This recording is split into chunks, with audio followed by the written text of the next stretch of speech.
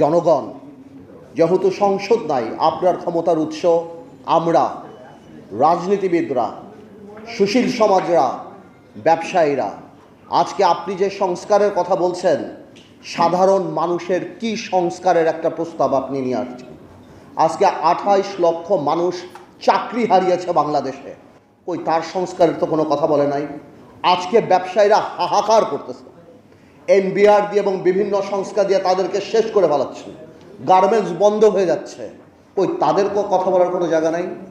আজকে নূর এখানে বসা, নূর জানে ইউনূস সাহেব যখন ক্ষমতায় আসছিল, আমরা প্রথমেই যে বলেছিলাম আপনি রাজনৈতিক বা জাতীয় সরকার করার দরকার নাই, তবে অন্তত পক্ষে আপনি 4-5 জন উপদেষ্টা নেন যাদেরকে মানুষ চিনে, যারা মানুষের সাথে আপনার মাঝখানের যে দূরত্বটা সেটা খোঁচাতে পারে। কিন্তু আপনি আমাদের সেই কথা শোনেন নাই।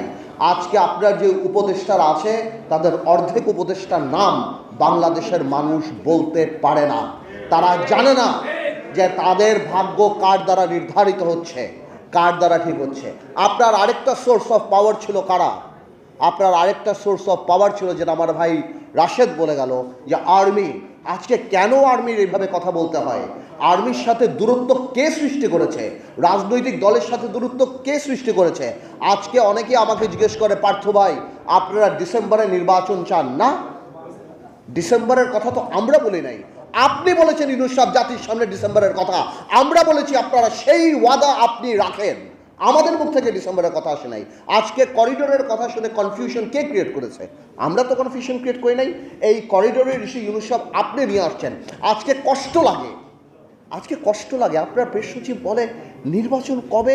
জানুয়ারিতে হতে পারে, ফেব্রুয়ারিতে হতে পারে, মার্চে হতে পারে, এপ্রিলে হতে পারে। এটা কোনো ধরনের কথা? আপনি জাতিকে কি একটা লটারির মধ্যে ফেলে দেবেন যে আজকে আপনি বলছেন আপনি সংস্কার করবেন? কিসের সংস্কার? এনসিপিকে ক্ষমতায় আনার সংস্কার, এনসিপিকে ভালো করার সংস্কার? দেখুন, এনসিপির প্রতি আমাদের দুর্বলতা আছে। এই যে বৈষম্য বিরোধী ছাত্র আন্দোলন, এদের প্রতি আমাদের দুর্বলতা আছে। আমি ব্যক্তিগতভাবে চাই, যদি এত বড় একটা সংসদ সামনে আসবে, তারা যদি ঠিক করে পলিটিক্স করে সামনে আসতে পারে, I'll be more than happy. And আমি শিওর আমার এখানে যারা বয়স আছে তারা হবে। কিন্তু তারা যে প্রথম থেকে প্রত্যেকটা রাজনৈতিক দলকে আক্রমণের মুখে রেখেছে। এই যে একটা কথা তারা বলে যে বিএনপি আওয়ামী লীগ মুদ্রার এপিট আর ওপিট, আমরা আর আওয়ামী লীগরা বা অন্যান্য দলরা আমরা নাকি মুদ্রার এপিট আর ওপিট। ওনারা কোন কারণে এই কথা বলে? আজকে কি বিএনপি বাংলাদেশে 1400 লোক হত্যা করেছে? বিএনপি কি লক্ষ কোটি টাকা পাচার করেছে? বিএনপি কি 3টা জাতীয় সংসদ নির্বাচন, দিনের নির্বাচন রাতে করেছে? মাথায় রাখতে হবে, আওয়ামী লীগ কোনো রাজনৈতিক দল না। Awami League is a criminal enterprise. BNP আর আমরা রাজনৈতিক দল।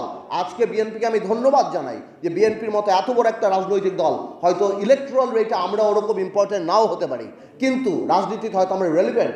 আজকে বিএনপি 31 দফা করার সময় আমাদের সাথে কথা বলেছে, আমাদের কাছ থেকে অনেক ধরনের অ্যাডভাইস নিয়েছে। এই পদক্ষেপকে আমরা স্বাগত জানাই।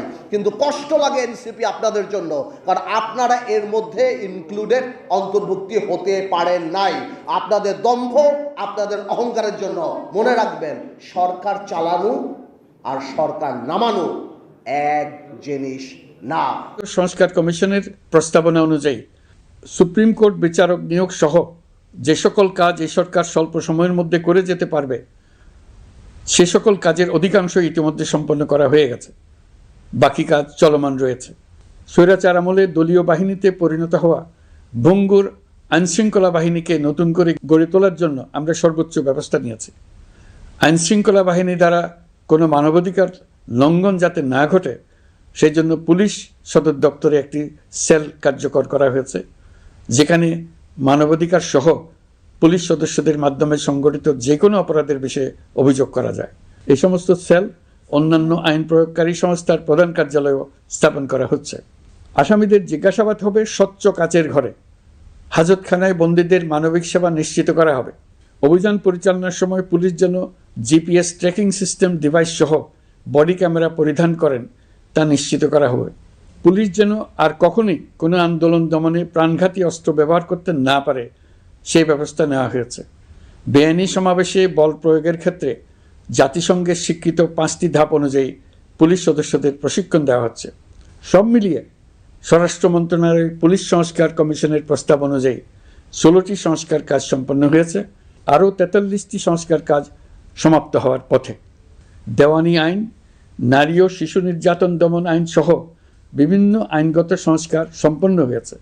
সম্প্রতি সরকার ফৌজদারি কার্যবিধি সংশোধন অধ্যাদেশ 2025 অনুমোদন করেছে। এর ফলে এখন থেকে কোনো ব্যক্তিকে আটকের পর 12 ঘন্টার মধ্যে যত দ্রুত সম্ভব পরিবারকে জানাতে হবে। আটককৃত ব্যক্তিকে আইনজীবীর সঙ্গে সাক্ষাতের সুযোগ দিতে হবে।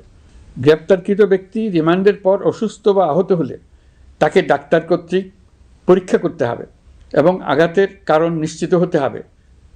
তার প্রয়োজনীয় চিকিৎসা দিতে হবে। এক্ষেত্রে পুলিশের দায় থাকলে আইনি ব্যবস্থা নেওয়ার বিধান যুক্ত করা হয়েছে।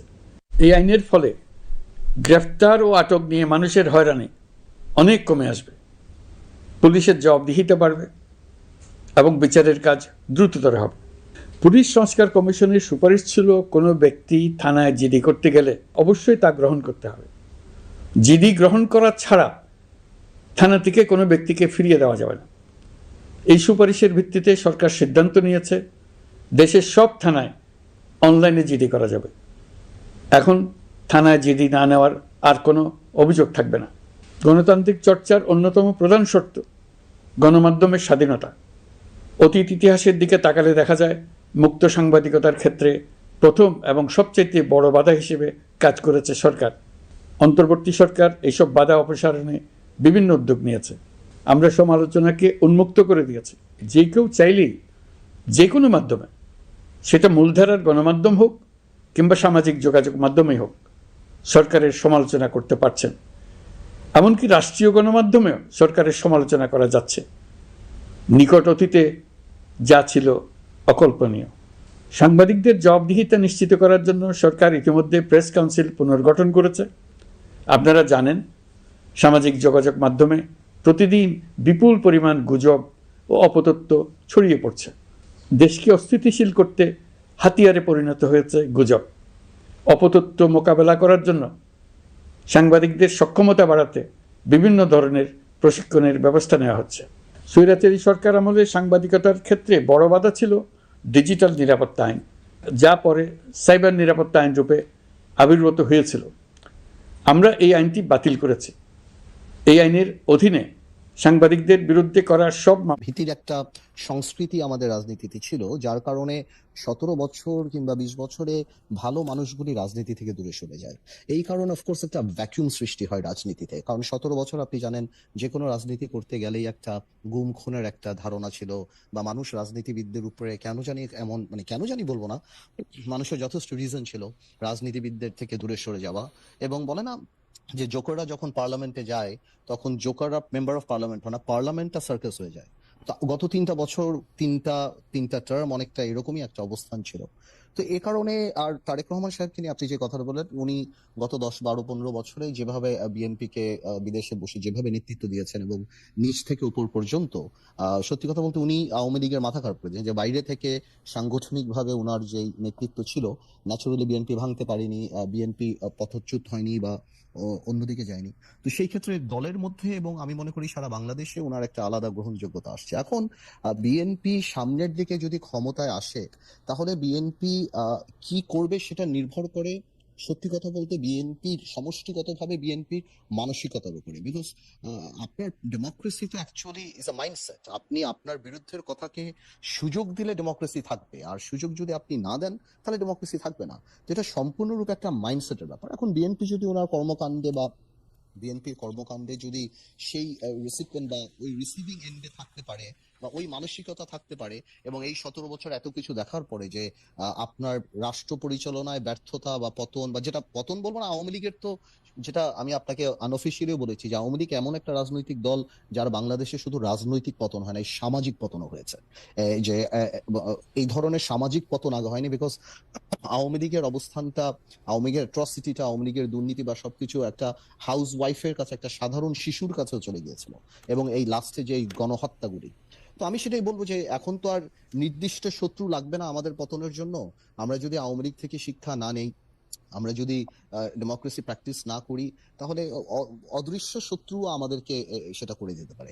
তো আমার মনে হয় ভবিষ্যৎ তো আর আমি বলতে পারবো না, এটা ঈশ্বরের উপর নির্ভর করে। আর আজকে পর্যন্ত আমি আমার জায়গা থেকে বিএনপির সাথে যতখানি কথা বলেছি, যতখানি রাজনীতি করছি, আমি যথেষ্ট অ্যাকোমোডেটিভ। এবং আপনি যদি ইদানিংও দেখেন বিএনপির 31 দফা থেকে আরম্ভ করে অন্য সবকিছু, বিএনপি আমাদের সবার সাথেই কথা বলছে, সবার কাছ থেকে ড্রাফট নিচ্ছে, সবার কাছ থেকে উপদেশ নিচ্ছে, তারপর ওনারা এটা বাস্তবে আসছে। তো আমি যথেষ্ট অ্যাকোমোডেটিভ নেচার বিএনপির দেখতে পাচ্ছি। সো ইনশাল্লাহ আমি প্রোগ্রেসিভ থিঙ্কিং, আমি মনে করি আর খারাপ কি হবে, ইনশাল্লাহ ভালোই হবে।